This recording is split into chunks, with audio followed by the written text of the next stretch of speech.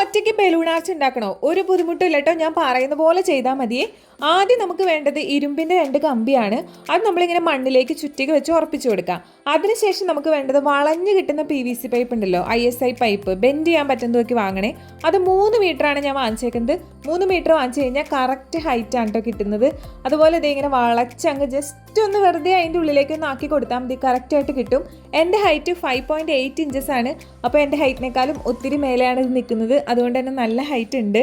പിന്നെ നമുക്ക് കടയിൽ നിന്ന് വളരെ വിലക്കുറവിൽ നെറ്റിൻ്റെ തുണി ഇതേപോലെ വാങ്ങാൻ കിട്ടും. നിങ്ങൾക്ക് ഇഷ്ടമുള്ള കളറിലുള്ള നെറ്റ് വാങ്ങിക്കുക. ഇതേപോലെ ജസ്റ്റ് ഒന്ന് കേബിൾ ടൈ വെച്ച് കെട്ടിക്കൊടുക്കുക കേട്ടോ. നൂലൊക്കെ വെച്ച് കെട്ടിക്കഴിഞ്ഞാൽ താഴേക്ക് പോകാനുള്ള ചാൻസ് ഉണ്ട്. കേബിൾ ടൈ ആവുമ്പോൾ അനങ്ങാതെ അങ്ങനെ ടൈറ്റ് ആയിട്ട് ഇരുന്നോളും. അത് കഴിഞ്ഞിട്ട് ബലൂൺ വീർപ്പിച്ച് ഈ ആർച്ച് കംപ്ലീറ്റ് ഒന്ന് കവറപ്പ് ചെയ്തെടുക്കാം.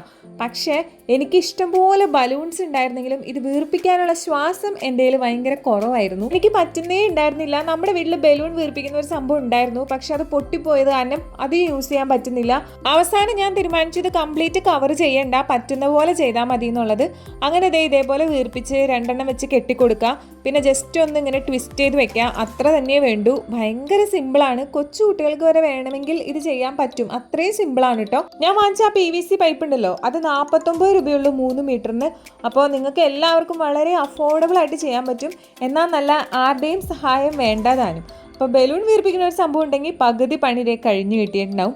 അപ്പോൾ ഞാൻ ഇത്രേ ചെയ്യുന്നുള്ളൂ, ഇവിടെ വെച്ച് നിർത്തുവാണ്. കാരണം എനിക്ക് ബലൂൺ വീർപ്പിക്കാനുള്ള ശ്വാസം എനിക്ക് എടുക്കാൻ പറ്റാത്തത് കൊണ്ട് മാത്രം. അപ്പോൾ എന്തായാലും അമ്മയ്ക്ക് ഭയങ്കര ഇഷ്ടപ്പെട്ടു. നിങ്ങൾക്ക് ഇഷ്ടപ്പെട്ടോ എന്ന് പറയണം കേട്ടോ.